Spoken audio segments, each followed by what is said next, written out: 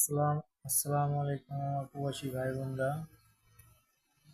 LBC app, এই অ্যাপসটা নতুন চালু হয়েছে।